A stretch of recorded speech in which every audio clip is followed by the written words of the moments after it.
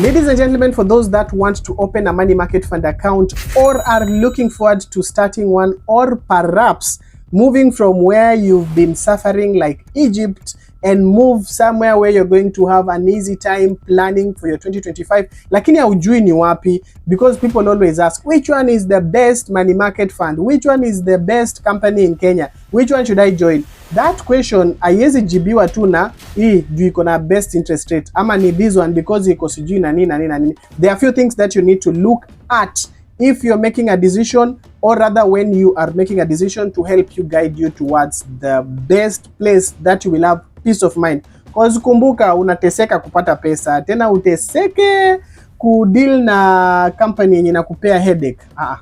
So where are you going to get all these pointers? The best places to look at is in the comment section. Ya hizi ma reviews nyingi. I've done several videos this year about reviews of different companies, ama these general top money market funds, how they performed.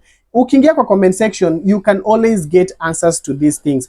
In this comment section below, I'm requesting you, for those who have a money market fund account and want to recommend or lead someone to where they can open their account, leave your recommendation in the comment section below. Utakuwa umesaidia mtu ku make a decision. The first thing that you should look for in a money market fund account is simplicity.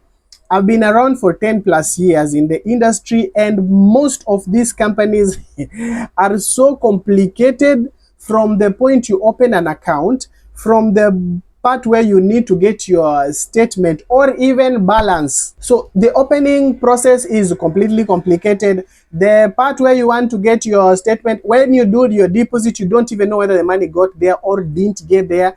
Please, life is already too complicated. You don't need to add complications when it comes to your money again. So if your company has been giving you some level of simplicity, then you should do more in 2025 and enjoy that service. The second thing is convenience. Convenience na simplicity zinaendanga hand to hand. So this is the part whereby how easily can I understand what's going on with my account? Do I have to do an email for me to get basic information? Do I have to go physically to a shop? Do I have to go to an office? Do I have to talk to an agent every time I need to get information? If I'm opening an account, if I want to withdraw money, do I have to wait until I'm back from abroad ndio niweze kupata information? You see, most people are frustrated out there because you have an account, you're trying to get information, haupati. You want to get out your money, unaambiwa oh sijui the system is down, sijui you have to do an email and then wait for 21 working days, 10 days, 6 days, whatever it is. Convenience and simplicity should be on top of your list. Number 3, very good performance and the competitive results. This should not, let me underline this, this should not be one of the priorities, but it is important. I know I've already spoken about interest rates and why they shouldn't bother you, and that is why I'm saying this should not be like the priority. I want my company to be number 1. If it is not number 1, I'm not taking it. If my company today is number 15, and this should not be your main point in deciding where you're going to settle, but it is an important thing. Some of the companies are very erratic. If you watch only one review, ama these ones zenye nafanyanga of how the money market funds have performed, maybe some of you could make a decision based on siku fulani, my company ilikuwa number 1, yeah, I want this company.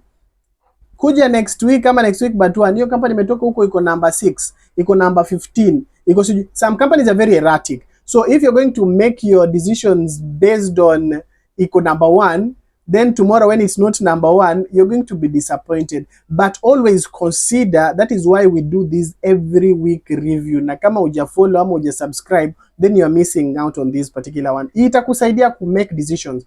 Companies zenye ziko consistent, giving competitive returns. Your difference, unapata company is giving you 16% ama 15% and another one is giving you 9%. Your difference ya 6% in between could look like kidogo right now, but when you compound it over 5 years, your difference alone is a lot of money that you're leaving on the table. So try and consider some of the competitive companies yenye nakupea good competitive returns. The fourth thing is great customer service. Customer service, my friend, is the place where everything falls apart.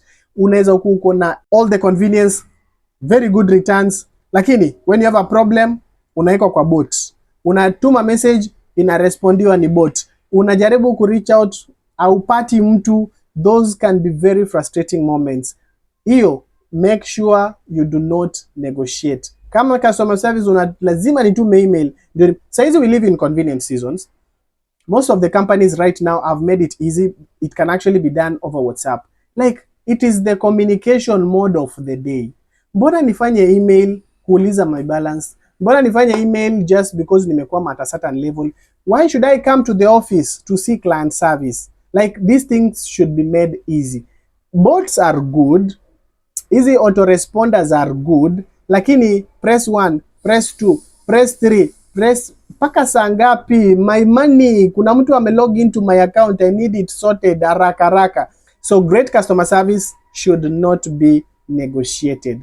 If you see red flags wanakusumbua, whichever company it is, you need to look at it vizuri. Na saa zingine, okay, there's no company that has 100% awesome client service. Lazima kuna shida here and there. Lakini weigh and see, is this something that I'm willing to work with? Is this something that I'm not willing to work with? And this is a challenge to all the fund managers out there. Man up the client service game. I feel like that is the part yenye sasa we're supposed to compete.